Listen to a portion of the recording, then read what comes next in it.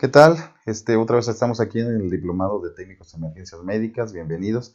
Mi nombre es Juan Mejía Torres. Vamos a ver hoy el tema 26, lesiones de tejidos blandos. Bueno, pues para empezar, hablemos de las lesiones de tejido blando. Son muy comunes en las emergencias que ustedes van a atender. Son lo que más van a encontrar. La sangre, las heridas, pues hay que tratar de entenderlas para poder atenderlas correctamente. Lo importante no es distraerse con ellos, no enfocarse sobre una herida que está sangrando y que nos llame la atención. Hay que ver qué más hay atrás de esta. Las lesiones de tejidos blandos del cuerpo pueden ser lesionados a través de varias cosas, ¿no? Lesiones contundentes son por golpes, lesiones penetrantes, algo que penetra la capa de la piel, barotrauma por presiones y las más importantes, quemaduras. Y quemaduras es una de las que más se repiten en las emergencias diarias, casi en cualquier lugar. Ok, el trauma de tejido blando es una forma común de lesión. Les digo, las lesiones de la piel son importantes y va a causar dos lesiones importantes, la hemorragia y la infección. La hemorragia es la más importante, la que vamos a atender en el lugar de la escena, dado que esta sí puede llegar a llevar a nuestro paciente a la muerte si no se atiende correctamente, se puede desangrar. La infección no, la infección tarda un poquito más, pero sin embargo hay que procurar no contaminar de más esa herida. Si ya está contaminada, dado que fue hecha en la vía pública, en un lugar contaminado, pues cubrirlo, ¿no? Evitar un poquito más la infección, no tanto la importancia en el lugar. La herida va a llegar contaminada a la sala de urgencias y es ahí donde la van a atender correctamente, ya en el tratamiento de la propia herida, ¿no? Con antibióticos y esas cosas.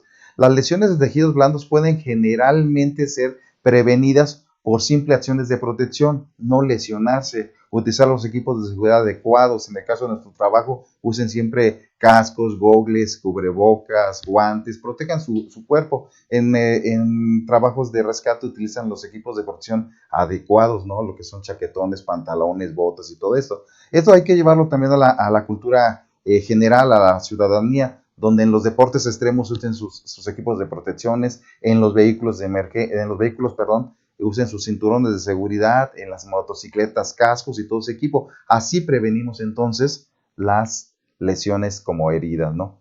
Hablando de anatomía y fisiología de la piel es el órgano más grande de nuestro cuerpo. Se dice que mide como 7 metros, creo. Y esta es la primera línea de defensa del cuerpo contra fuerzas externas, infecciones, y también es la que controla la temperatura de nuestro cuerpo.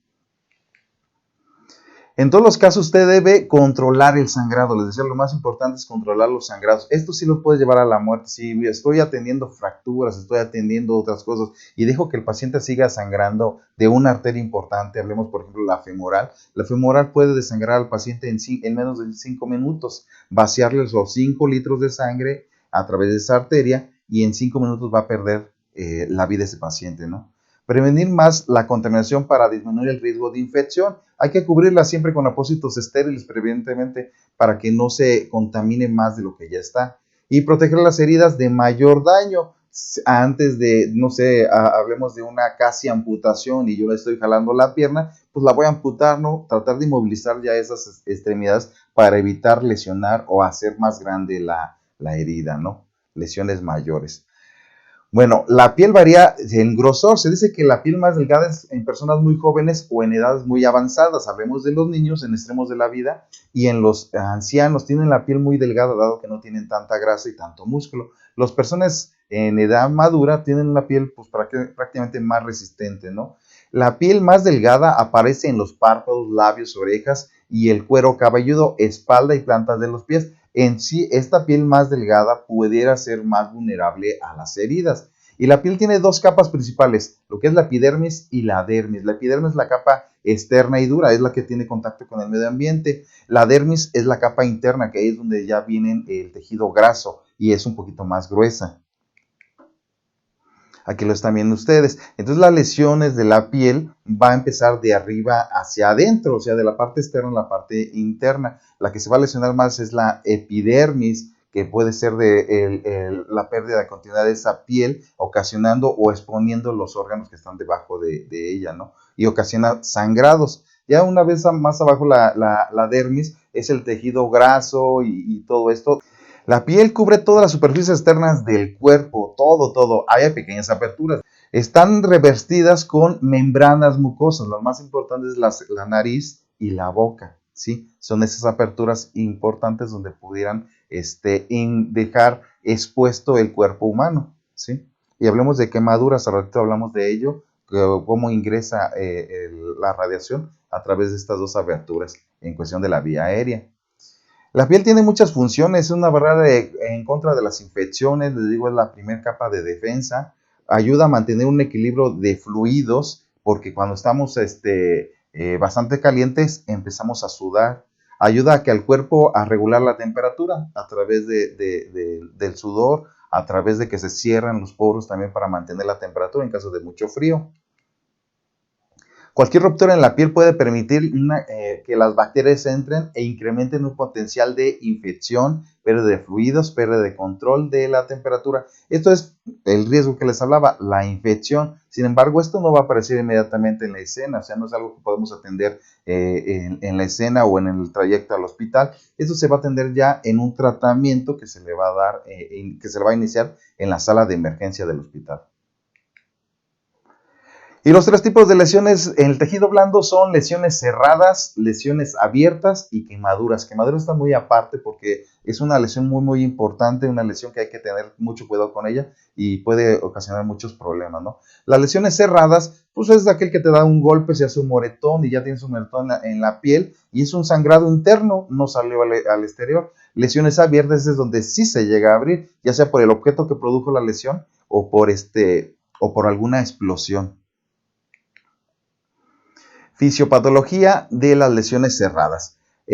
Primero lo que hay que hacer es detener el sangrado. Detener el sangrado es lo más importante. El paciente puede morir si no detenemos el sangrado, sobre todo de arterias importantes como las del fémur, el húmero, las carotidias, pueden ser lesiones muy importantes, ¿no? La siguiente etapa de sanación de heridas es la inflamación. Bueno, ahí ya la herida se está sanando por sí sola y una nueva capa de células empieza a aparecer para mover las células ya dañadas y va a quedar exactamente una cicatriz que después con el tiempo va a ir desapareciendo. En algunos casos, en otros quedan permanentes. Y aparecen nuevos vasos sanguíneos, se empiezan a formar, ahí la importancia del colágeno provee y estabilidad al tejido dañado entre los bordes de la herida. Y esto es más común en personas jóvenes, las que aún producen colágeno. En personas mayores ya no producen colágeno. Entonces, estas heridas son más difíciles de sanar, ¿sí? Las lesiones cerradas, una contusión, un moretón, aquel golpe, no sé, que te dices contra la esquina de algún mueble, una mesita y eso, pues te deja un moretón, pero si se fijan, sana rápidamente, en cuestión de 3, 4 días, empieza a desaparecer. Pero sin embargo, hay que ver qué fue lo que lesionó, qué es lo que ocasionó el sangrado interno. La epidermis permanece intacta, pequeños vasos sanguíneos se desgarran usualmente y es lo que ocasiona el color amoratado de la piel. Y la acumulación de sangre produce esa equimosis, que es la sangre derramada, pero interna, no sale al exterior. Y un hematoma es sangre que se acumula dentro del tejido dañado o una cavidad corporal. Hay que ver el tamaño del hematoma. Si el hematoma, ¿han visto el chipotoma que están en la cabeza a veces que se les infla a los niños? Bueno, ese puede desaparecer, pero está entre el cráneo y la piel. Pero si ese hematoma está más adentro, que está entre los tejidos del propio cerebro, ese sí va a ser peligroso, ¿sí?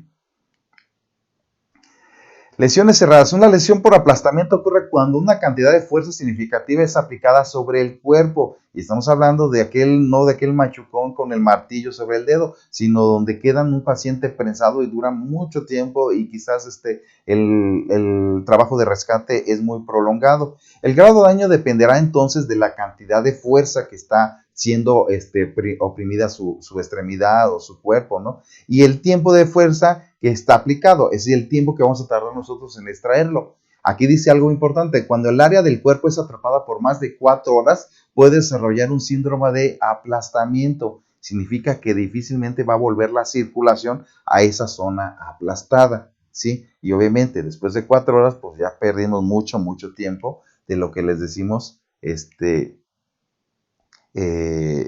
La hora dorada. Bueno, el síndrome de comportamiento resulta por la hinchazón que ocurre siempre que los tejidos son lesionados. Las lesiones cerebrales severas pueden dañar órganos internos y eso es lo importante, siempre ver en qué parte del cuerpo está el aplastamiento y en dónde puede ocurrir este síndrome para así prevenir lesiones. Acuérdense que cada órgano acumula sangre y esa sangre al ser detenida va a causar una especie de shock. Hay que evaluar muy bien esto. En las lesiones abiertas hay 4 tipos: abrasiones, laceraciones, abulsiones y heridas penetrantes. Bueno, las lesiones abiertas, una abrasión es una herida a la capa superficial de la piel. Bueno, la última capa es lesionada y solamente queda un raspón. Aquel niño que se cae de la bicicleta y se raspa sus rodillas va a sangrar de esa forma que lo están viendo en esta imagen. Es un sangrado que sale como en puntitos, un sangrado capilar. Es muy doloroso, sí, lloran los niños y todo eso, pero no es tan peligroso. Aquí sí el riesgo es de la infección. Hay que prevenirlo, cubrirlo y lavarlo con agua y jabón. No, a veces no es necesario llevarlo al hospital, ¿eh? Bueno, las lesiones abiertas, otra es la laceración, una cortada dentada. Quizás esta es de las más comunes, ¿no? En agresiones, si ven la imagen, pues son cortes muy finos, donde sí se separa la piel y expone las partes de la piel, se separan y las pueden ver. Aquí sí el sangrado puede ser muy abundante si en esas heridas, esas lesiones, lesionó las arterias o las venas que viajan o que se encuentran debajo de la piel del paciente. Y se fijan, son cortadoras bastante finas. Pueden ser hechas por un cuchillo, con una piedra, con algo con filo, ¿sí? E inclusive también pueden ser los desgarres de algunos animales, de los colmillos de algunos animales. La abulsión, y yo creo que esta es más común para las heridas provocadas por los dientes o colmillos de algunos animales grandes, no sé, desde perros grandes, felinos grandes, ocasionan esas abulsiones. Una herida que separa varias capas del tejido blando al punto que se desprende por completo o pende como un colgajo, ¿sí? Desgarran la piel. Esta abulsión queda así abierta, no formas definidas como la anterior, que fue hecha con un filo exacto. Aquí son bordes irregulares y queda abulsivo, queda colgando este pedazo de piel. Otras lesiones abiertas podría ser una amputación, que es casi la pérdida de la extremidad. Una lesión en la cual la parte del cuerpo es cercenada por completo.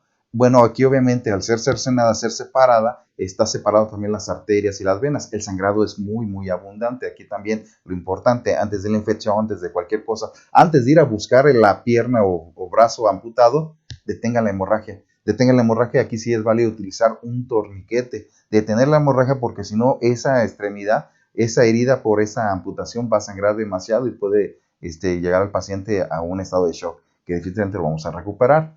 Una herida penetrativa es una lesión que resulta por un objeto punzante que puede penetrar en forma de punzón, puede dañar estructuras profundas dentro del cuerpo y puede llevar a una infección. Aquí ¿qué puede introducirse? No sé, desde un puñal, herida por arma blanca, o una bala, herida por arma de fuego.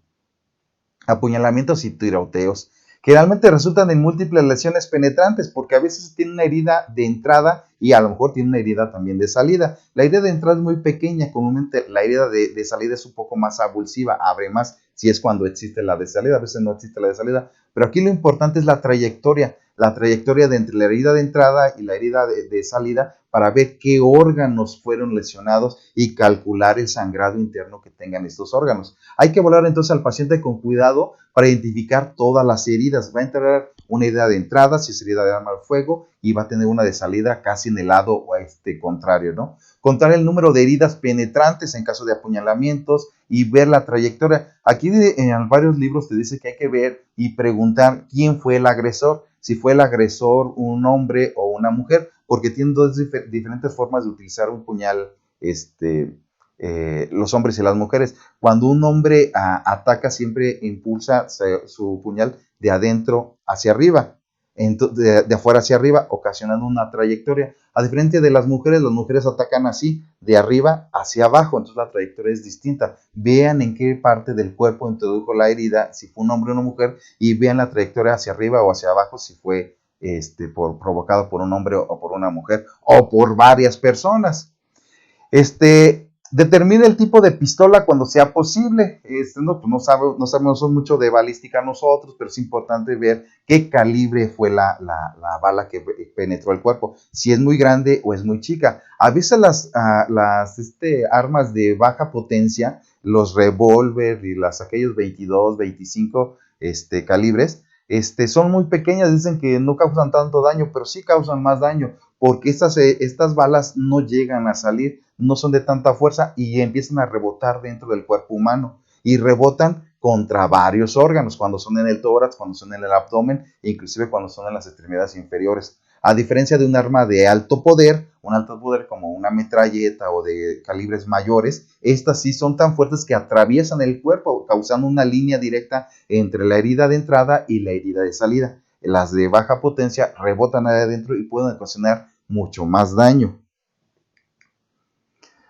Otras lesiones son lesiones por explosión. Híjole, aquellas explosiones, y acordándose de las explosiones de Celaya. Bueno, las lesiones de explosiones primarias, la primaria es aquella que se ocasiona directamente por la onda expansiva. ¿Sí? La onda expansiva caliente puede llegar a lesionar a la piel. Las lesiones por explosión secundaria son aquellos proyectiles que levantó la explosión y que golpean el cuerpo humano. ¿Qué proyectiles pueden ser? Desde cristales, piedras, ventanas, muebles, restos de vehículos, y esa es la secundaria. La terciaria, esta es la explosión que se ocurre cuando mi cuerpo va volando después de la explosión y golpea contra algún otro objeto, puede ser contra el suelo, contra una pared o contra cualquiera de estas lesiones pueden estar presentes en una explosión que al momento de la explosión se quemó la piel primaria. Al momento de ir volando, una piedra le dio en la cabeza, esa es secundaria. Y la tercera, cuando cayó el cuerpo contra el piso y ya quedó con trauma craneoencefálico, ¿no? Y con mal pronóstico, creo. Bueno, evaluación del paciente con lesiones cerradas y abiertas. Primero hay que evaluar al paciente. El estado del paciente nos va a decir mucho sobre de la condición que se va a encontrar. Es fácil evaluar una lesión cerrada que evaluar una lesión abierta. La evaluación cerrada, vamos a ver el moretón y vamos a ver dónde es el moretón y vamos a identificar qué pudiera estar sangrando dentro de este cuerpo. Les decía, lo más importante es seguridad en la escena. Estamos hablando de que estas lesiones son de campo, están en la calle, donde hay agresiones, donde hay peligros, ¿no? Pues evalúen eso. La seguridad de la escena es importante. No se bajen de su ambulancia hasta que la escena sea asegurada. El mecanismo de lesión lo podemos evaluar. ¿Qué es lo que está ocasionando las lesiones del paciente? Estamos hablando anteriormente de las explosiones. Hablé también de las agresiones por armas de fuego, con armas blancas. Bueno, buscar indicadores del mecanismo de lesión conforme se evalúa la escena y que no existe el riesgo en el momento de estar trabajando en ella, ¿no? El mecanismo de lesión puede proveer información sobre amenazas de seguridad potenciales, es decir, si a lo mejor es un paciente con heridas por arma de fuego, hay que identificar si ya detuvieron al agresor o si el agresor ya se retiró o que la escena ya esté segura. ¿Sí? Evaluar la seguridad de la escena y considerar recursos adicionales. Creo que aquí el recurso adicional que no debe de faltar es policía, ¿no? Personal de seguridad, y a lo mejor que ellos controlen mejor la escena que nosotros. Hasta que ellos digan, se puede entrar, podremos entrar. Y yo entraría y sacaría rápidamente al paciente. Quizás era una situación de cargar y llevar por la condición de la situación. Bueno, en la evaluación primaria evaluamos al paciente, ya directamente sobre el paciente, identificamos amenazas a la vida y prioridad de transportarse. Les digo, importancia o una lesión importante para perder la vida de ese paciente es la hemorragia. Detengan las hemorragias, eso es yo creo que lo más importante que van a encontrar. Formar una impresión general. Buscar indicadores de la condición del paciente. Veanlo si está cianótico, si está sudando, si está gritando, si está inconsciente. Esto te va a decir mucho de la condición del paciente. Chequen en busca de lesiones escondidas más serias. A veces les decía en un principio, nos vamos por aquella herida sangrante. Las heridas en cráneo, esas que sangran bastante y llenan la cara completamente de sangre roja, así como en las películas de terror, y nos vamos sobre eso, y no me doy cuenta que tiene un puñal atravesado en el corazón. Quizás es más importante y está oculta, ¿no? Checar la capacidad de respuesta del paciente, evaluar al paciente si está consciente, si está inconsciente. La vía aérea y la respiración. Administrar oxígeno siempre. Yo creo que el medicamento que más se utiliza en una ambulancia es el oxígeno. Y lo usamos discriminadamente, ¿no? utilicemos oxígeno para todos. Bueno, a este paciente, pues sobre todo, vamos a colocarle su oxígeno, le va a servir para oxigenar sus células, va a servirle también para relajarlo y calmarlo un poco. Asegurar que el paciente tiene una vía aérea despejada y patente, que esté permeable. La circulación también hay que evaluarla, evaluar el ritmo del pulso del paciente y la piel. En esto también hay que checar las hemorragias, detenerlas. La decisión de transportar, pues yo creo que es un paciente con heridas, siempre hay que llevarlo al hospital en diferente prioridad, urgente, un poco más despacio, no hay problema, pero hay que llevarlo siempre al hospital. Transportar inmediatamente en estos casos, con una mala impresión general del paciente cuando se encuentre en estado de shock, nivel de conciencia alterado, no sé, está hablando, de pronto está inconsciente, va perdiendo el estado de respuesta, la condición de respuesta del paciente, perdón, y pues hay que llevarlo, ¿no? La disnea, una dificultad respiratoria, puede ser un signo de que el paciente está perdiendo o va entrando en un estado de shock. Signos vitales anormales, el propio estado de shock y dolor severo son condiciones para llevar al paciente al hospital. Investigar la molestia principal, condiciones médicas crónicas, así como conjunto de otras condiciones médicas pueden complicar las lesiones del tejido blando o abierto. Investiguen más del paciente, vean qué pudiera hacer desde la edad, si es diabético. Acuérdense que también los diabéticos tienen la piel muy, muy delgada, ¿no? Y muy frágil. Un escaneo del cuerpo completo nos va a hacer una evaluación secundaria. Esta la podemos hacer ya en trayecto al hospital, ya cuando está a bordo de mi camilla, a bordo de la ambulancia, evalúen al paciente nuevamente de cabeza a pies, buscando alguna lesión que no encontré en la evaluación primaria, buscando alguna mala intervención o que los signos vitales se estén alterando. Típicamente ocurre en camino a la estación de emergencia, a llevarlo a la sala de emergencia. Lo vamos a hacer la evaluación secundaria. En la evaluación secundaria es importante checar los signos vitales, los signos que indican hipoperfusión y la necesidad de transportar rápidamente. Esto es taquicardia, que el ritmo cardíaco se le vaya muy arriba, taquiapnea, que el paciente esté respirando rápidamente, pero si se recuerdan ustedes que les dije que colocaran una mascarilla con oxígeno, esto les va a ayudar mucho a la taquiapnea. Presión sanguínea baja, ¿por qué está bajando la presión arterial? Pues a menos que sea hipotenso, pero la hipotensión es por pérdida de volumen. Vean el cuerpo del paciente, vean cuánto sangró y hay que calcular cuánta sangre perdió, y si baja la presión de sangre es porque perdió mucha sangre, ¿no? El pulso débil, consecuencia de lo que le estoy diciendo, piel fría, diaforética y pálida, estos ya son signos del estado de shock. Reevaluar, siempre hay que reevaluar a estos pacientes. Un paciente puede estar hablando ahorita y al segundo ya no está hablando y el otro segundo ya ni siquiera está respirando, ¿no? Reevaluar la evaluación principal, las lesiones que ya encontraron, las heridas que ya encontraron y el tratamiento que le dieron a estas heridas es importante. Reevaluar los signos vitales constantemente en un paciente grave, evaluarle cada 5 minutos en trayecto al hospital para que en un traslado más o menos de 10-15 minutos tengan por lo menos unas 3 tomas de signos vitales. Volver a checar las intervenciones del paciente, identificar y tratar cambios de la condición del paciente. Todo eso hay que documentarlo en nuestras hojas para que así entregamos al paciente en la sala de emergencia y ellos entiendan cómo se estuvo deteriorando él.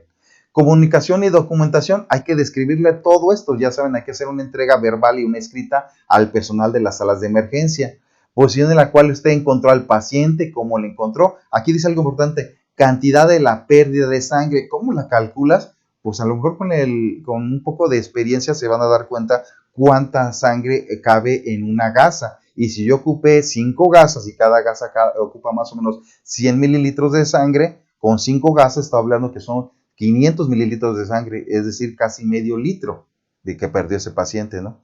Localización y descripción de cualquier lesión de tejido blando y otras heridas, tamaño y profundidad de las lesiones, a veces ya las llevamos cubiertas y para que el médico de urgencia no vuelva a destapar la herida, especifíquenla. Ya ahorita con los teléfonos celulares y todo eso, pues se puede tomar una fotografía y mostrársela al médico. Mire, esta era la herida antes de que yo le pusiera este fino vendaje, ¿ok? ¿Y cómo trató usted las heridas? Con vendajes, qué tipo de vendas utilizó y todo eso. Atención médica de emergencia para lesiones cerradas. Bueno, a las lesiones cerradas, aquellas que digo que fueron provocadas por un golpe que a lo mejor nada más lesionó órganos internos, no se necesita la atención especial de emergencia para contusiones pequeñas. Es decir, aquel moretón que se dieron contra la esquinita de la mesita, que les dejó un moretón en la rodilla, pues no es necesario llevarla al hospital, digo, vas a andar en 2, 3 días, pero sin embargo, si ese hematoma, ese amoretamiento aparece en otras lesiones, como en el abdomen, por un golpe fuerte, ¿saben cuál? El cinturón de seguridad que también deja una equimosis, bueno, eso sí hay que llevarlos al hospital, ¿no? Porque fuera del golpe que están viendo, del moretón que están viendo, hay lesiones dentro de esas cavidades, ¿no? Lesiones extensas pueden llevar al estado de shock hipovolémico. Dicen, está la presión baja, está perdiendo sangre, pero no tiene sangrados externos, entonces el sangrado es interno. El sangrado está por dentro y por dentro está perdiendo esa sangre. Observar cuidadosamente cualquier área de lesión. Bueno, para tratar lesiones cerradas del tejido blando hay que usar la mnemotecnia RICES, así lo marca su manual, y son estas abreviaturas de reposo. El paciente, si tiene alguna lesión de tejido blando, pero una lesión cerrada, primero hay que mantenerlo en reposo, que no se mueva, porque la actividad física va a incrementar ese sangrado. Lo siguiente es hielo o ice en inglés. Bueno, el frío va a ocasionar también una vasoconstricción, disminuyendo así el riesgo de sangrado, ya sea interno. Compresión, hay que detener la hemorragia por una compresión. Detenerla en una herida cerrada no es directa la compresión, sino es en un punto de presión a la lesión que vamos a estar viendo. Eso sobre todo es en los miembros pélvicos o miembros torácicos, brazos y piernas. Elevación de estas piernas, de estos brazos, también les va a servir. Levanten por encima del nivel del corazón y así ya no va a ser incrementando ese sangrado, ¿no?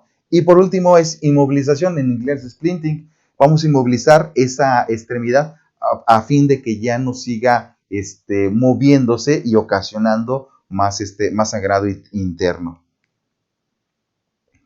Atención médica de emergencia para lesiones cerradas. Los signos de shock en desarrollo son ansiedad, agitación, cambios del estado mental, ritmo cardíaco incrementado. La tasa de respiratorio se empieza a incrementar, diaforesis, es el conjunto de todos los signos del estado de shock. La piel fría y diaforética y la presión sanguínea disminuida. Y les digo, esto es un signo importante, porque si ustedes están viendo que la presión arterial está bajando, es porque está bajando el nivel de sangre. ¿Sí? El volumen de sangre. Si no está sangrando afuera, está sangrando adentro. ¿Sí? Véanlo así. Y no es de quedarse a jugar con este paciente. Llévenlo inmediatamente al hospital. Y antes de atender al paciente, siga precauciones estándares. ¿Cuáles son las precauciones estándares? Sus guantes, sus cubrebocas, sus gogles. Y ahorita que están tanto las infecciones, no lo olviden. Antes de tocar a cualquier paciente, protéjanse ustedes, ¿no? Y en este caso de las heridas y hemorragias, pues estamos en contacto directo con esos fluidos del paciente, entonces protéjanse, utilicen guantes siempre, utilicen 2, 3 pares de guante en cada mano, por si se llegan a romper. Acuérdense que el látex, el nitrilo se rompe, entonces siempre tener un respaldo abajo, no tener un guante extra.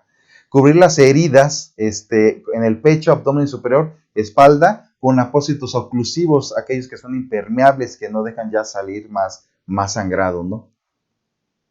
Y dice, si observa algún sangrado que amenaza la vida, asignar a un miembro del equipo a aplicar presión directa. Eso es lo más importante. Según ustedes, de los toreros que van sangrando después de que los agarra el toro, y una persona llega con un brazo y los presiona directamente sobre la femoral, y es el que le salva la vida, es el que le detiene el sangrado directamente hasta que llegan a la enfermería y donde pueden ya pinzar la arteria y todo eso.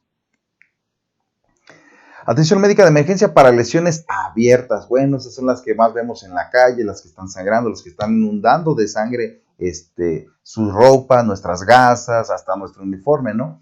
Bueno, control del sangrado que amenaza la vida es lo más importante. ¿Y cómo lo vamos a hacer? Con presión directa. La presión directa y homogénea y elevación de la extremidad. Esto puede detener la hemorragia rápidamente. Un apósito de presión y férulas sobre la herida se puede utilizar. Y un recurso también importante es el torniquete. Como les digo, hace rato se los mencioné en el manejo de las amputaciones. También lo puedo utilizar en otras heridas y es importante que sepan cómo utilizarlo. Todas las heridas abiertas deben asumirse como contaminadas y que presentan riesgo de infección. Les voy a decir, todas están contaminadas porque se produjeron en la vía pública. pero sin embargo no es nuestra prioridad atender la infección, se va a atender después. Lo que sí vamos a hacer es prevenir que se contamine de más, como lo vamos a hacer con una gasa estéril, colocarla sobre la herida, ¿no? Controlar el sangrado con inmovilizaciones de las extremidades, aun si no hay fracturas. Muchos creen que las férulas son exclusivamente para la fractura. No, también son para detener los apósitos y detener los apósitos que están oprimiendo o comprimiendo directamente la herida para evitar un sangrado importante. Otras lesiones importantes en abdomen son las heridas donde llega a salir pues, órganos internos. Son heridas abiertas que pueden exponer órganos internos. En este caso lo que están viendo son las vísceras de este paciente. Bueno, aquí lo importante no es introducirlas otra vez. No, ni siquiera las toquen. Coloquen un apósito limpio, unas gasas limpias sobre esta y transporten inmediatamente al paciente. No podemos, de hecho, una de las reglas del paramédico es que no podemos meter ninguno de nuestros dedos, ninguna de nuestras manos en las cavidades de los pacientes, ¿sí? Aquí vamos nada más a cubrirlas, protegerlas de que no les caiga más polvo, ya están contaminadas, ¿eh? Y en el peor de los casos es que el cirujano va a tener que recortar esos 5 centímetros de víscera que está afuera y volverlo a introducir, pero ya lo hará en un quirófano. No háganlo ustedes, nada más manejen la ABC del paciente, que el paciente esté respirando con el oxígeno, y esas visceraciones cúbranlas con una gasa estéril, limpia. Bueno, en objetos empalados, remover el objeto empalado solo cuando el objeto está en la mejilla, en la boca y obstruye la vía aérea, o el objeto está en el pecho e interfiere con el proceso de RCP.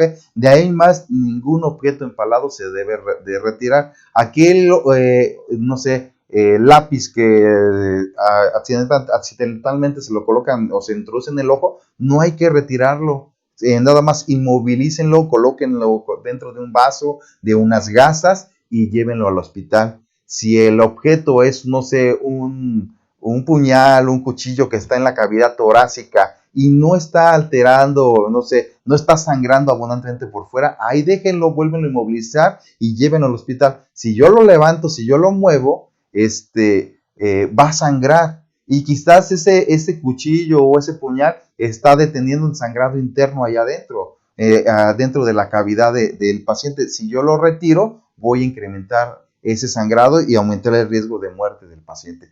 No se deben mover, excepto en estas dos ocasiones. Estos dos casos, perdón. Atención médica de emergencia para lesiones abiertas. Bueno, las lesiones en el cuello, esas son importantes porque son arterias importantes las que pasan en el cuello. Las yugulares.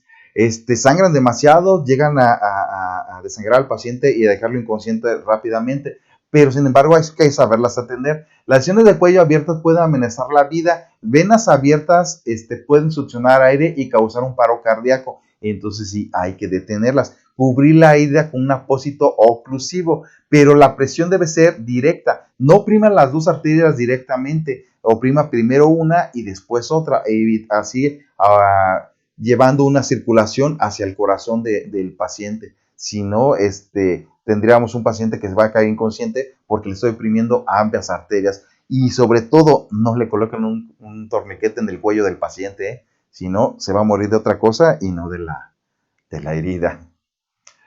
Bueno, mordeduras de animales pequeños. El hocico de un animal pequeño contiene muchas bacterias virulentas y nada más para que se den cuenta, estamos hablando de roedores, de ratas. Obviamente aquí el riesgo es más por la rabia que por la herida que puede haber dejado. El sangrado que dejó no fue tanto. Ahí la infección por las bacterias que tiene este animal sí puede ocasionar la muerte del paciente. Entonces, estas heridas por estos animales deben ser lavadas inmediatamente y llevados a un hospital donde se le debe dar el seguimiento, ¿no? La precaución mayor es la diseminación de la rabia, la infección viral aguda y potencial fatal del sistema nervioso central ocasionada por la rabia, por esta enfermedad. Ahora, ¿los seres humanos muerden? Sí, tenemos boca, tenemos dientes, tenemos colmillos y también tenemos muchas bacterias. La boca humana, dice aquí, contiene un rango excepcionalmente amplio de bacterias y virus. Bueno, considera cualquier mordida humana que ha penetrado la piel como una lesión muy seria. Puede resultar en una infección seria y contagiosa. Entonces, igual, lavarse rápidamente y llevarla a un hospital, ¿no? Y esto es por agresiones, no creo que sea jugando ni en un acto diferente, ¿no?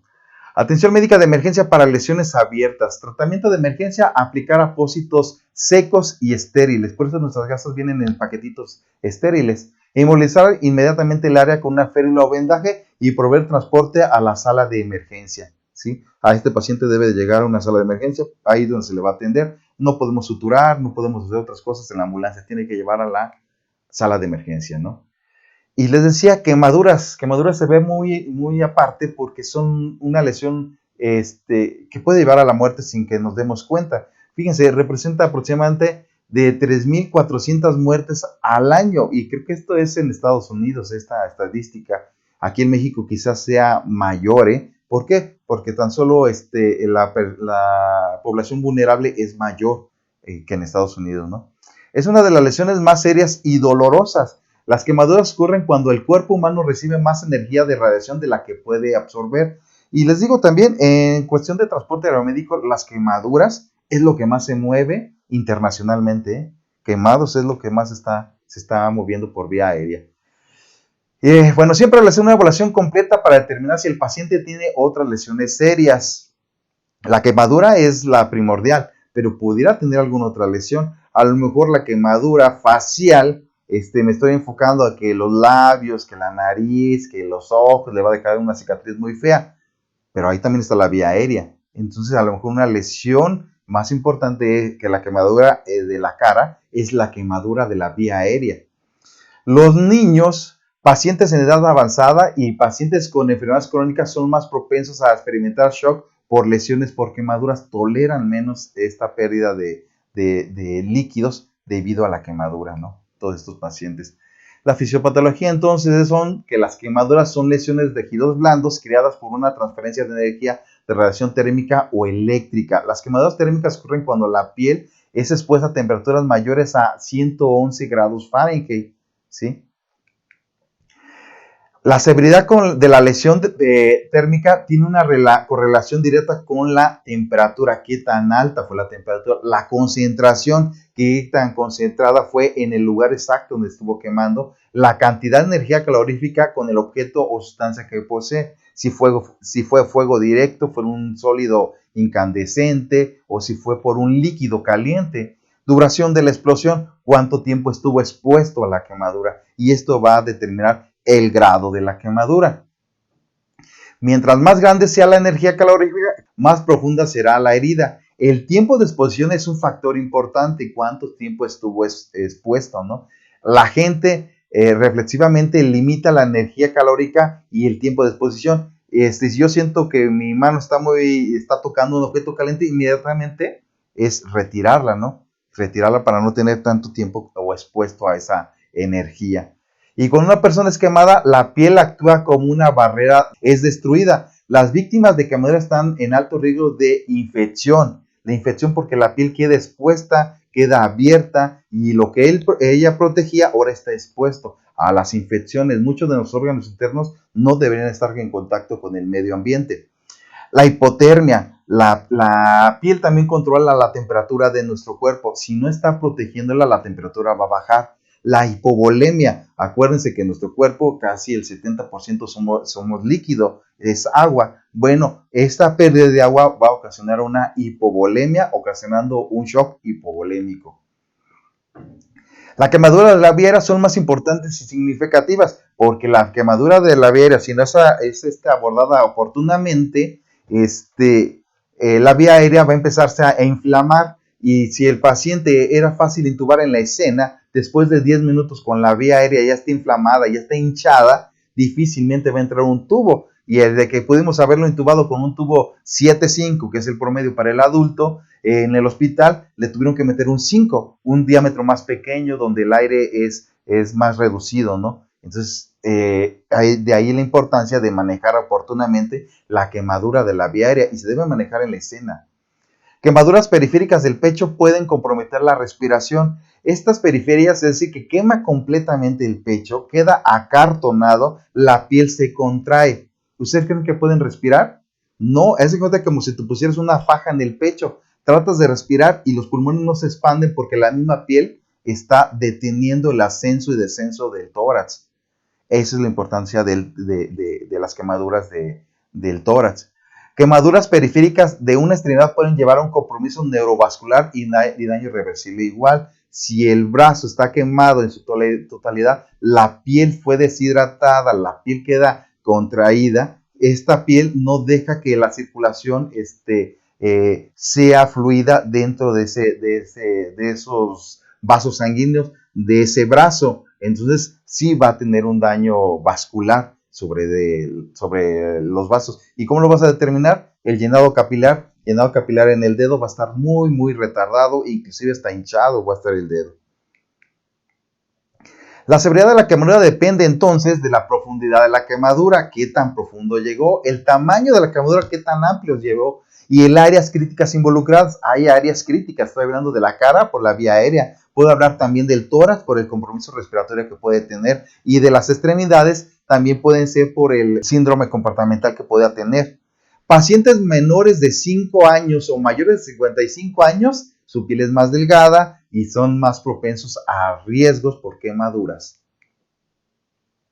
La profundidad de la quemadura, esta ya se la saben, creo que desde antes ya la conocían, de primer grado, segundo grado y tercer grado. Bueno, la primer grado superficial es únicamente aquella quemadura, incluso puede ser por radiaciones solares, ¿no? Quemaduras de segundo grado es del grosor parcial, ya introduce un poquito más la quemadura, ya inclusive al tejido graso y aparecen ámpulas. Y quemaduras de tercer grado es del grosor total de la piel, inclusive aquí ya se pueden ver partes negras, necrosadas completamente.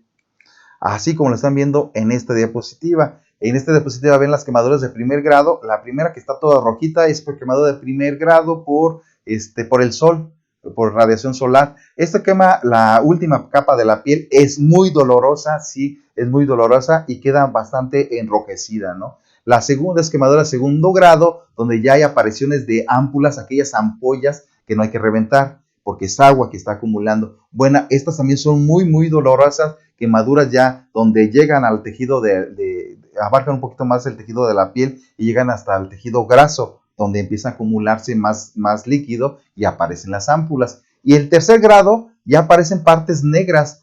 Estas partes negras que están viendo en la última diapositiva ya es necrosis de la piel, es pérdida total de la piel. Aquí ya si hay una rehabilitación es injertos de piel. Y en esta, fíjense, en el tercer grado casi ya no duele. Duele más la de primero, casi no duele la de segundo, y la de tercero ni duele, pero la de tercero es más grave. Tamaño de las quemaduras, bueno, aquí utilizamos una regla, la regla de los 9, y esta regla de los 9 es para calcular cuánta piel se quemó en los pacientes, y hay que diferenciar que no es igual un adulto que un niño o que un infante, ¿no? Aunque el cuerpo humano es igual, pero cambia en proporciones. Incluir solo el grosor parcial y el grosor total en la estimación del tamaño de la lesión de la quemadura. Para que lo entiendan, hay que analizar esta diapositiva.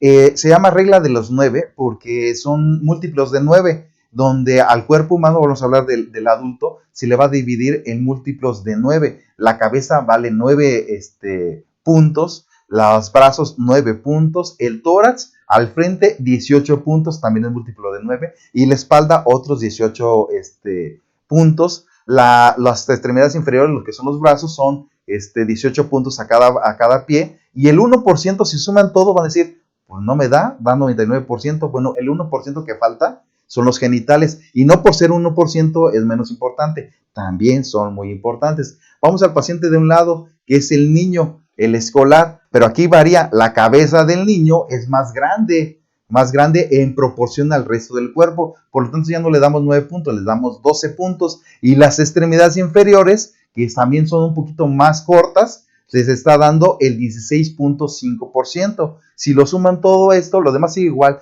El tórax frente 18, las extremidades en 9, las superiores en 9, y les va a dar 99%. Falta el 1% que son los genitales.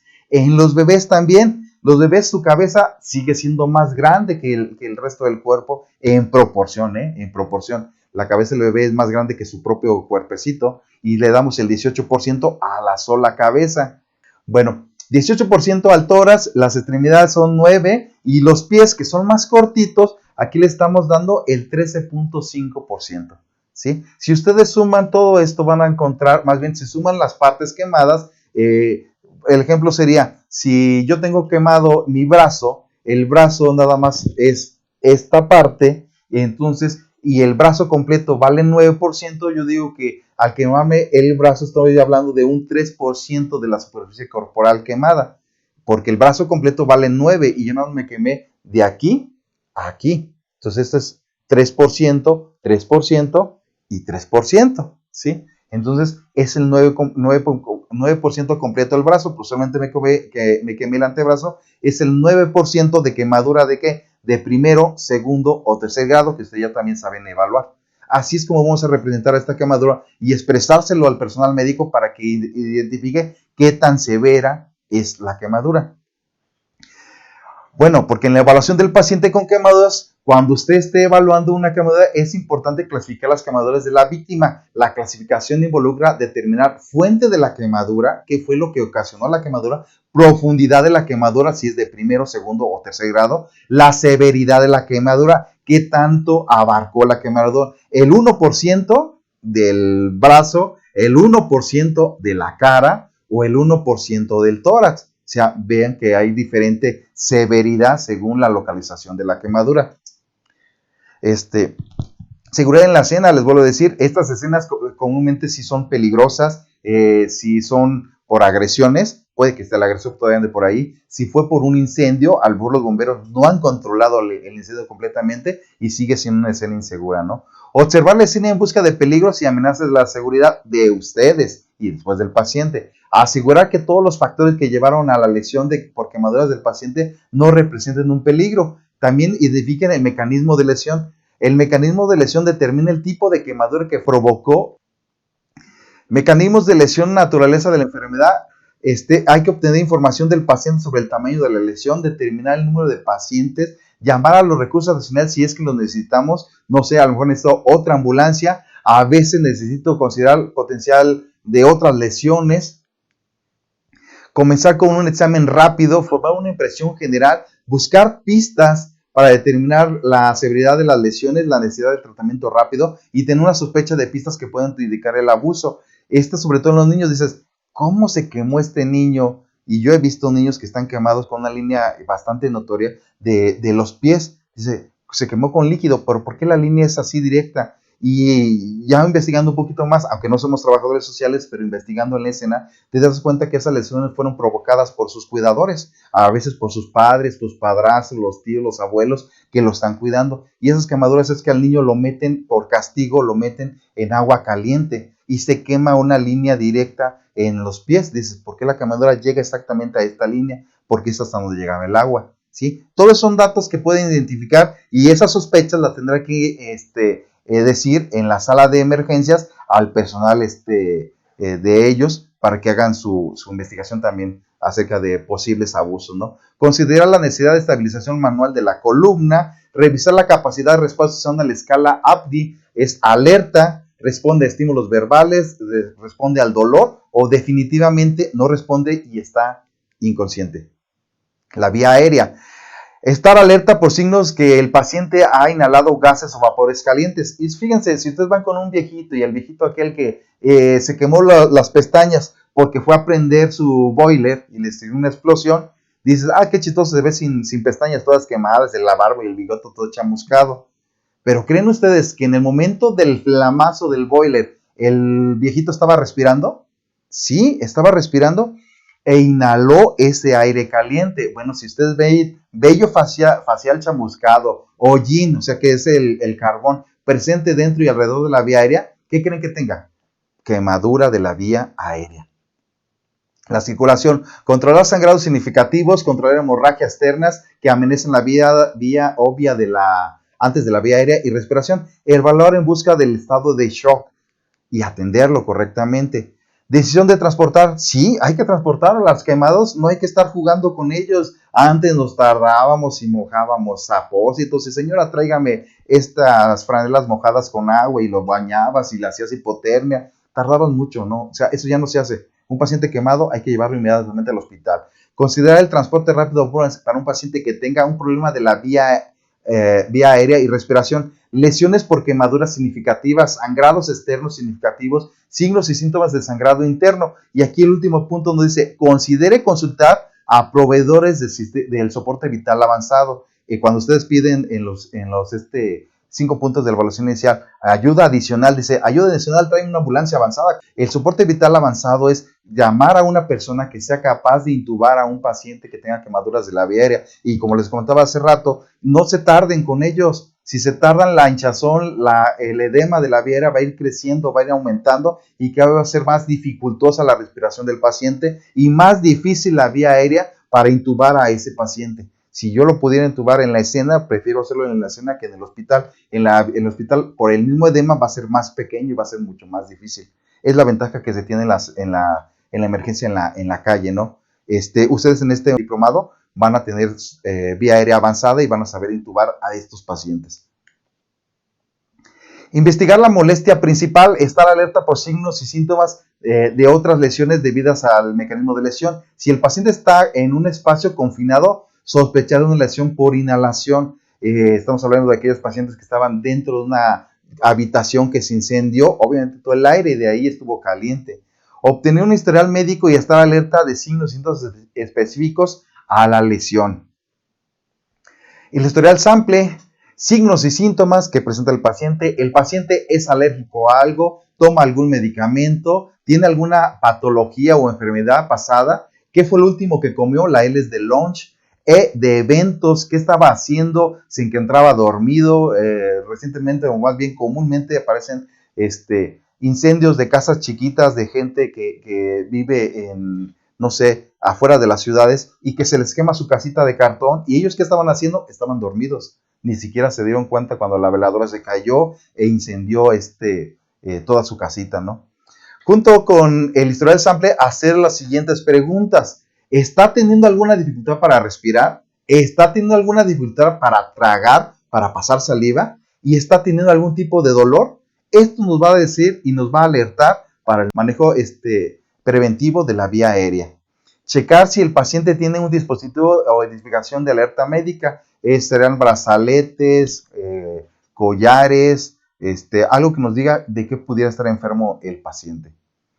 Exámenes físicos, realizar un examen de cuerpo completo, evaluar al paciente cabeza a pies, de evaluación inicial, de CAT, BTLS, deformidades, contusiones, abrasiones, expulsiones, quemaduras, traumatismos, laceraciones y sensibilidad. Hacer un estimado aproximado usando la regla de 9 del tamaño aproximado de la quemadura. Determinar la clasificación de la quemadura, primero, segundo, tercer grado, y así la severidad de esta quemadura. Preparar el paciente para el transporte. ¿Sí? Hay que transportarlo inmediatamente colocando apósitos secos. Revaluar al paciente, revaluar las intervenciones, comunicación y documentación, todo lo apuntan y todo lo dicen. Hay que decirlo en la sala de emergencia cuando estamos entrevistando con el médico que recibe, qué fue lo que pasó con el paciente, cómo le encontramos, cómo lo abordamos, qué tratamiento le dimos y qué tiempo hicimos de traslado. No hay que retrasar el tiempo, ¿no? Describir el tamaño de las quemaduras y documentar si áreas especiales están involucradas. Hablo de genitales, de la vía aérea, del tórax, de zonas importantes. Si es posible, tómale una foto y enséñasela al médico, ¿no? Quemaduras térmicas causadas por calor. Más comúnmente causadas por escaldaduras o una flama abierta. Entran en contacto con objetos calientes, producen una quemadura por contacto. Las quemaduras por vapor pueden producirse una quemadura tópica, una escaldadura. Y hablemos de aquellos que no sé por qué si el carro se les calienta, lo primero que quieren hacer es abrir el radiador. Y cuando abren el radiador lo que sale es vapor caliente y se queman el antebrazo. Y eso porque conozco un amigo que recién se quemó ahí por este mecanismo de lesión. Una quemadura por explosión produce por una explosión. Ahí sí. Y les digo, puede ser primaria, secundaria o terciaria. La primaria es cuando la misma radiación quemó el cuerpo del paciente. La segunda es por cuando salen los proyectiles volando, hablo de piedras, de cristales, de vidrios y se introduce en nuestro cuerpo causando lesiones. Y la tercera es cuando mi cuerpo golpea contra otro objeto, el suelo. El manejo para las quemaduras térmicas: detener la fuente de la quemadura, enfriar el área quemada y remover toda la joyería. Esta joyería son los anillos, los relojes, porque si está quemado mi brazo, si está hinchando y al momento de hincharse, va a ser difícil retirarle después los anillos o los relojes. Hay que retirarlo antes porque después va a ser difícil retirarlo. Y si los dejo ahí, va a ocasionar más lesiones.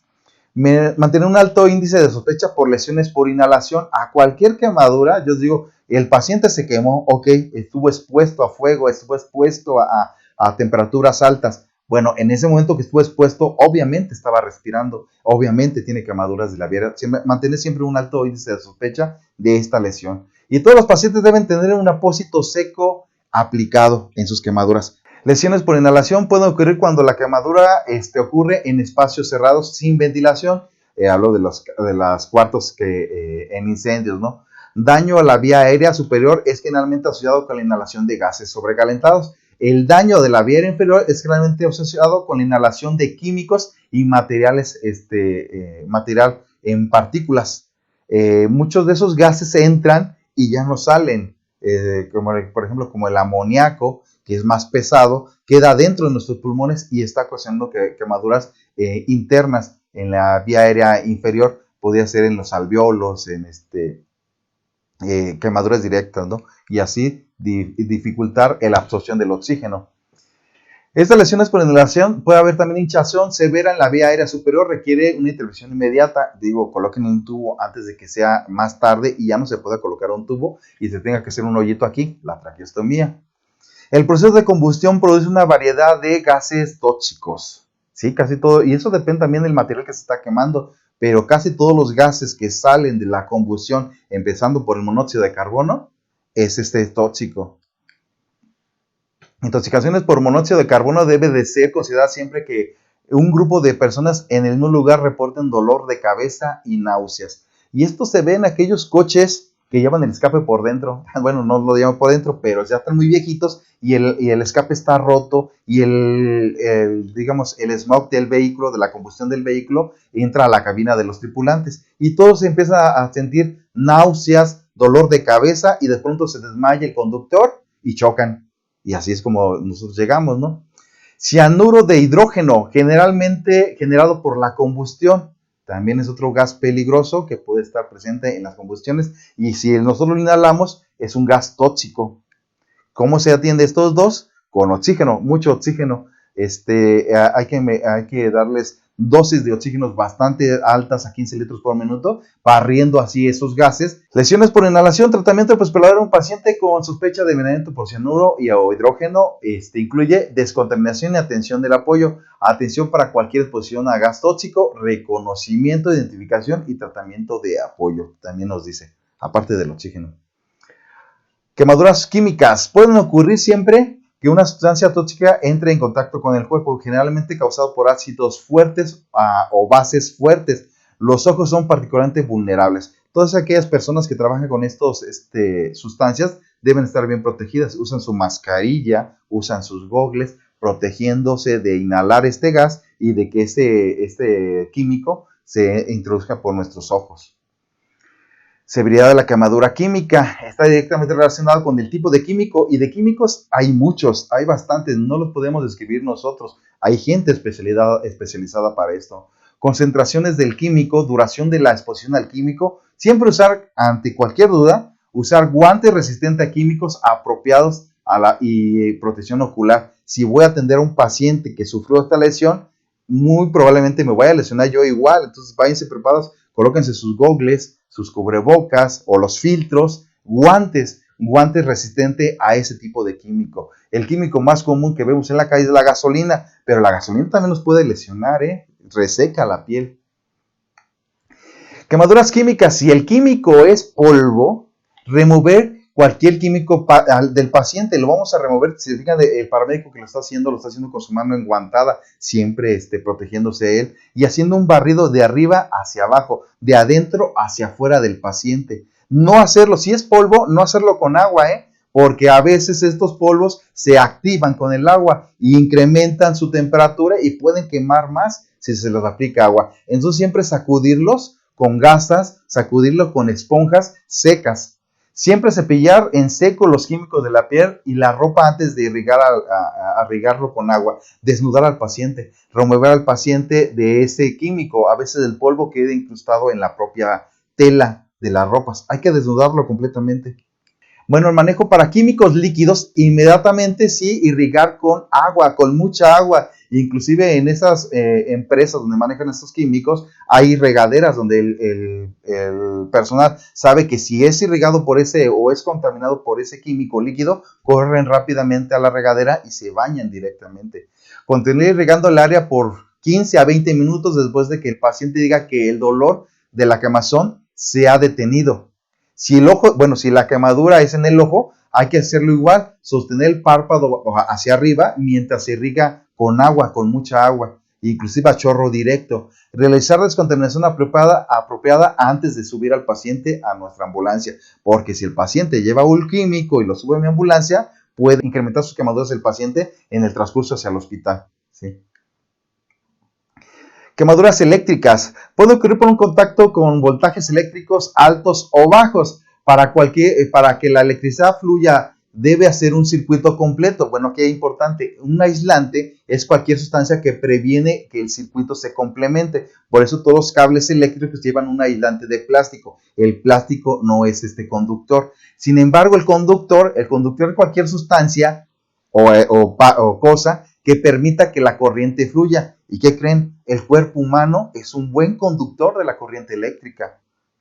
El cuerpo humano es un buen conductor y el tipo de corriente eléctrica, magnitud de la corriente y voltaje, pueden hacer quemaduras en la entrada y en la salida, pero hay que ver también la trayectoria de donde corrió la corriente eléctrica. Por regla general dicen que la corriente eléctrica siempre viaja de arriba hacia abajo y de derecha a izquierda. La seguridad es de particular importancia para ustedes, porque muchas veces el cuerpo electrificado de la persona está tirado y a veces queda cargado. Si yo llego rápidamente con voz heroica y me acerco a él y lo toco, me voy a electrocutar yo. Hay que descargar primero al paciente, colocarle una varilla entre el paciente y la tierra y de esa forma se va a descargar. Porque una quemadura aparece en donde la electricidad entra y donde sale, ¿sí? Es donde la temperatura subió más.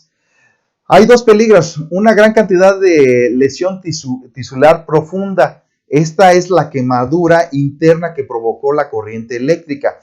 El otro peligro es un paro cardíaco o respiratorio debido al shock eléctrico, a la descarga eléctrica que se le dio. Esta es una quemadura eléctrica, es donde entra la corriente eléctrica, casi siempre es la mano, porque el trabajador se sujeta del cable eléctrico y ahí entra la corriente eléctrica. ¿Y dónde sale? En el pie. Digo que viaja de arriba hacia abajo. Y la otra herida que van a encontrar de este tipo va a ser en la salida, y la salida va a ser casi siempre en el pie o en la parte que estuviera tocando algún otro objeto metálico.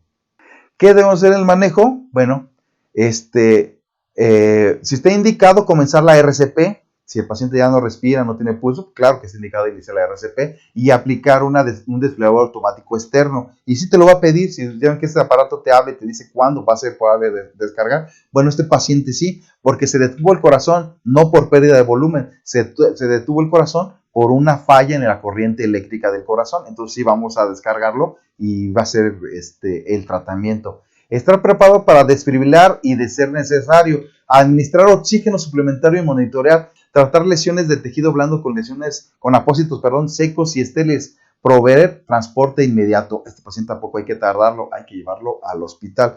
Y sobre todo que es una lesión importante, la quemadura eléctrica a veces el voltaje te avienta y te golpea. Aparte de la quemadura de primer grado y segundo grado que hay en la entrada y salida de la corriente eléctrica, hay lesión tisular adentro del cuerpo humano, pero también hay un traumatismo porque con la fuerza que fue impulsado, el paciente se golpeó la cabeza, si no trae casco se golpea contra el piso, o a veces esos trabajadores de electricidad que están en los postes se caen hasta el suelo, ocasionándose más lesiones, más fracturas de cráneo, de huesos largos, de tórax. O sea, son lesiones, es una lesión que involucra más lesiones.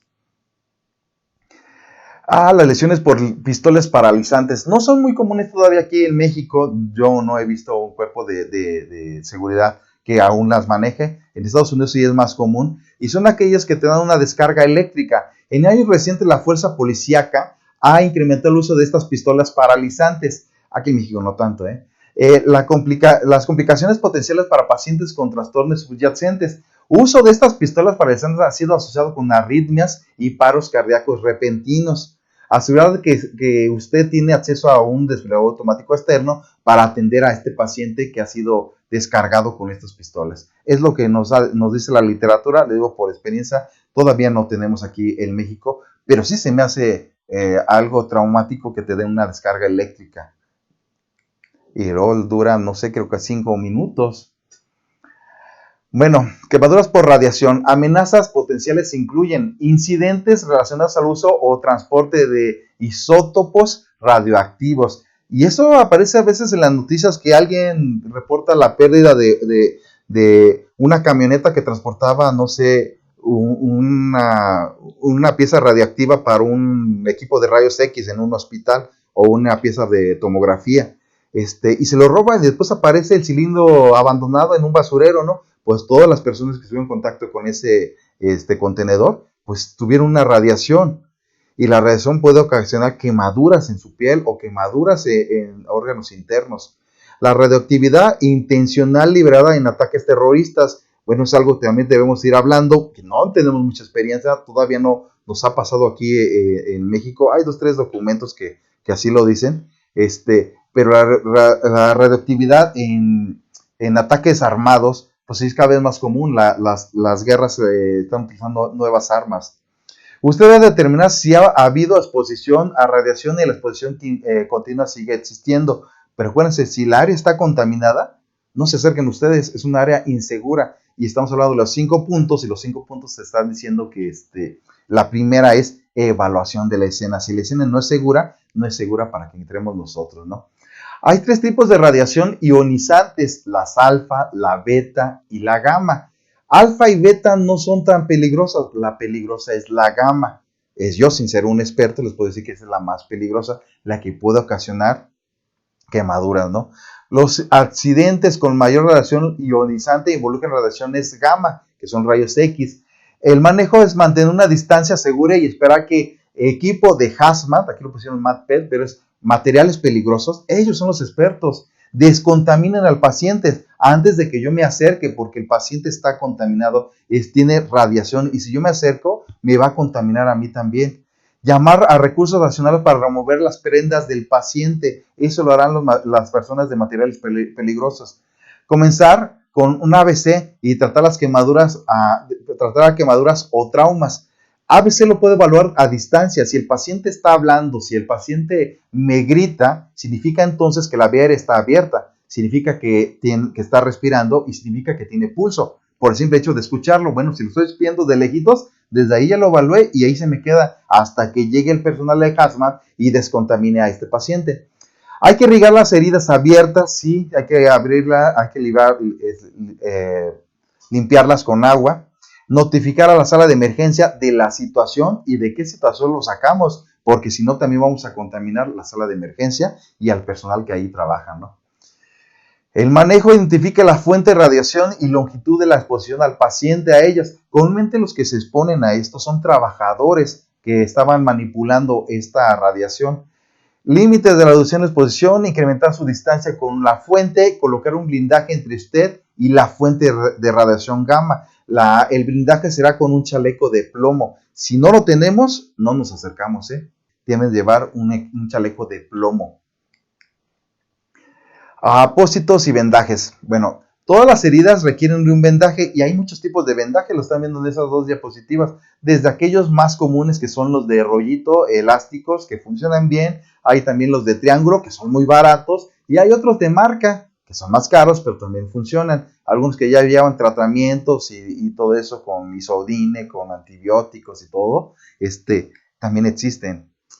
Bueno, apósitos de vendaje tienen 3 funciones. Primero, controlar el sangrado. Y eso funciona desde que yo agarro una gasa con mi mano y lo coloco directamente en la herida. Ahí ya estoy haciendo un apósito y directamente en la herida. Si humedece esa venda, si humedece ese apósito, no lo retiren. Agarren uno nuevo y presiónenlo encima de ese hasta que se detenga la herida, la hemorragia, perdón. Proteger la herida de mayor daño es otro de los objetivos del apósito y vendaje. Prevenir mayor contaminación de la infección. Todos esos son estériles. Si bien desde que abrimos una venda está en un empaque estéril y limpio. La mayoría de las heridas serán cubiertas por apósitos universales, almohadillas con gasas convencionales, apósitos variados de tipo adhesivo y apósitos en tubo autoadheribles, de esas vendas que ya van pegándose en cada vuelta que le damos, ¿no? Y apósitos universales son ideales para cubrir las heridas abiertas, y aquí hablamos de los apósitos de trauma, que son grandotes y absorbentes, una gasa grandota. Las almohadillas de gasa son apropiadas para heridas pequeñas. Los apósitos de tipo adhesivo son útiles para heridas menores, aquellos apósitos adhesivos que se pegan solitos. Y esto hablamos desde el curita, aquel que todos los niños preferían y con dibujitos de payasitos. Ese es un buen apósito también para heridas pequeñas, menores. Los apósitos oclusivos previenen que el aire y líquidos entren o salgan de las heridas. Bueno, los oclusivos los vamos a utilizar en heridas en el tórax, donde quiero que no entre aire y que ya no salga líquido, que no salga sangre. Bueno, los vendajes, una de las funciones es mantener los apósitos en su lugar. Coloco el apósito, coloco la gasa y tengo que colocar un vendaje para que ahí lo detenga. Y esta venda puede ser elástica, de rollo, o puede ser la de triángulo. Cualquiera de esas puede utilizarse. Inclusive las cintas adhesivas también son buenos vendajes. Los vendajes blandos de enrollo autoadheribles son los más fáciles de usar, tanto que lo usan en los eventos deportivos, porque son fáciles de colocar, no es necesario colocar seguros, se van adhiriendo solos en la siguiente vuelta que dan. Bueno, siguiendo con los vendajes, las cintas adhesivas también nos pueden servir para mantener en su lugar a los apósitos, pero nada más los pequeños.